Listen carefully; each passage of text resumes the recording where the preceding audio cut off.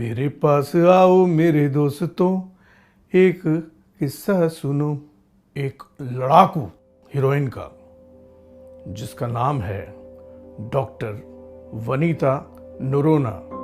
Doctor Vanita Noronha दुनिया की सर्वश्रेष्ठ कैंसर डॉक्टरों में गिनी जाती है। दूसरों का इलाज करते करते एक दिन उन्हें पता चला कि उनको भी ब्रेस्ट कैंसर है। तो उन्होंने क्या किया, तो सुनिए डॉक्टर वनीता नोरोना की कहानी, उनकी अपनी जुबानी।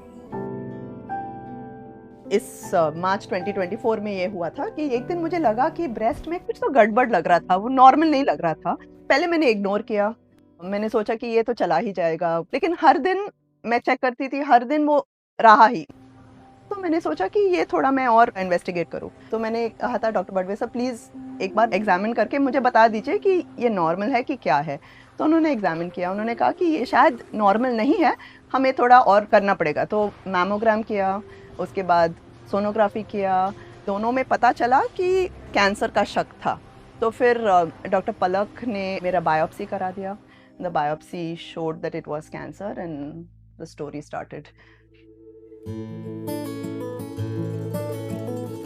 मुझे यकीन नहीं हो रहा था कि ऐसे कैसे हो सकता है। Why me? Out of all the people, why me? This is what I have dedicated my life to, right? I have dedicated my life to fighting this, and this is what I have got. फिर मैंने सोचा कि मेरी जिंदगी में इतने सारे अच्छे चीज हुई है। जो मेरा पैशन है, कैंसर रिसर्च, कैंसर पेशेंट्स का ट्रीटमेंट, वो हर दिन मुझे करने को चांस मिलता है। मेरा इतना अच्छा सा फैमिली है, इतना अच्छा सा घर है। एक्चुअली मेरे लाइफ में बहुत सारे अच्छे चीज़ है, और तभी तो मैंने कभी पूछा ही नहीं कि ये सब मेरे साथ क्यों हो रही है। तब मैंने पूछा नहीं, तो अब मैं क्यों पूछ रही हूँ। ये होता है, इट्स ओके, और ये part and parcel of life है, एंड ये मैं सहन कर पाऊंगी। आई kind of took it in stride relatively quickly, and I think that is ये positive attitude is a very important way to get through. Doctor Vanita बहुत अर्ली स्टेज में हमारे पास आई थी। ज़्यादातर महिलाओं को डर ये रहता है ब्रेस्ट कैंसर के निदान होने के बाद कि ब्रेस्ट निकाला जाएगा, लेकिन जब आप जल्दी जाते हो डॉक्टर के पास तो ब्रेस्ट बचाने की संभावना बढ़ती है। ब्रेस्ट सर्जरी के बारे में बात करते हैं तो क्वेश्चन इज मैस्टेक्टमी मतलब पूरा ब्रेस्ट निकालना है कि लंपेक्टमी मतलब जो सिर्फ लंप है वही निकालना है। डिफरेंस मतलब जो एंड रिजल्ट वो सेम होता है, बट वो कॉस्मेटिक रिजल्ट थोड़ा बेहतर होता है विद लंपेक्टमी। डॉक्टर वनीता ने हम में पूरी फेथ रखी, और उन्होंने किसी भी पॉइंट में हमें डाउट नहीं किया कि हमारा प्लान ठीक है कि नहीं। इस तरह से जब पेशेंट हम में ट्रस्ट रखते हैं या फेथ रखते हैं तो ट्रीटमेंट के रिजल्ट्स ज़्यादा अच्छे आते हैं।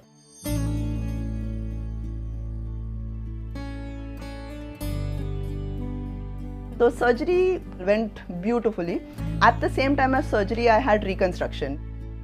तो इसमें ये बहुत ज़रूरी रहता है कि उसके साथ साथ कुछ प्लास्टिक सर्जरी किया जाए कि ब्रेस्ट का शेप, साइज और सिमेट्री दोनों ब्रेस्ट का लेडीज़ का बना रहे। उसके बाद फाइनल रिपोर्ट आने के बाद फिर हमने डिसाइड किया कि अभी नेक्स्ट स्टेप क्या है। तो अगर थोड़ा सा हाई रिस्क है तो you have to take chemotherapy. I am a medical oncologist, तो एवरी सिंगल डे मैं पेशेंट्स का कीमो का प्लान बनाती हूँ, एंड एवरी सिंगल डे मैं कहती हूँ कि डोंट वरी, हो जाएगा। आजकल इतने सारे अच्छे दवा है, अगर कुछ भी साइड इफेक्ट हो तो हमारे पास दवा है। मैंने सोचा कि ठीक है, मैं भी कर पाऊंगी।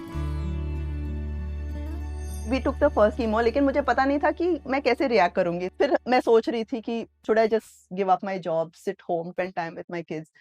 आई वाज थिंकिंग कि what I would be happy with. And after 2 or 3 days, I came to the decision, this is exactly where I want to be. This is where my heart is, and this is what I want to do in a million years.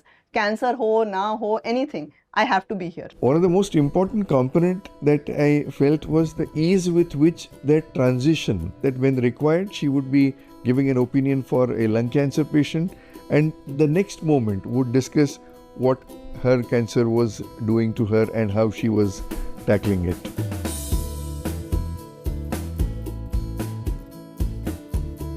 वो जिस दिन chemotherapy मिलती थी उन्होंने 1 या 2 दिन से ज़्यादा की छुट्टी नहीं ली।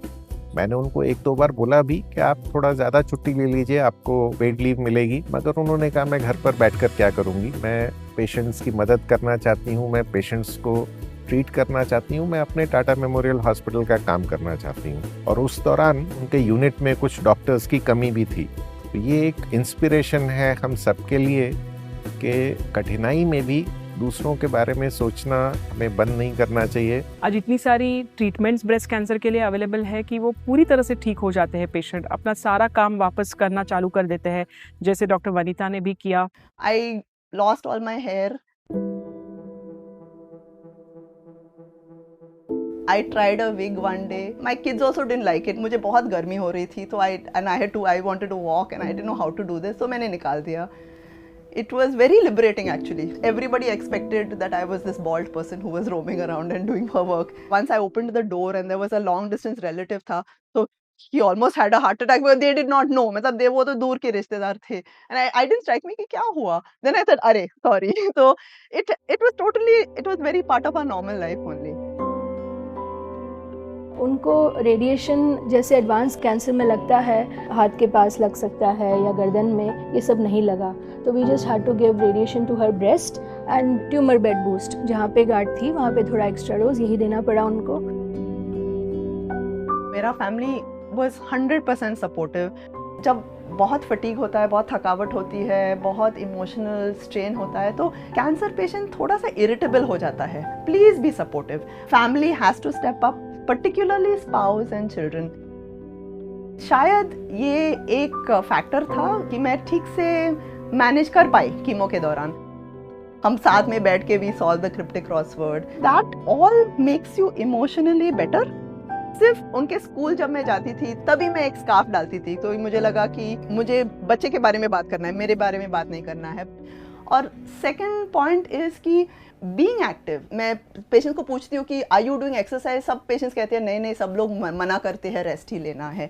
This is absolutely wrong. ASCO guidelines came out. ASCO हमारा ग्लोबल ऑन्कोलॉजी बॉडी है, American Society of Clinical Oncology. उसमें सबसे फर्स्ट था exercise.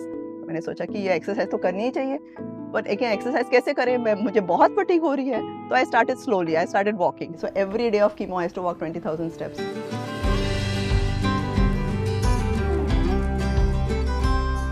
For Vanita, life never stopped.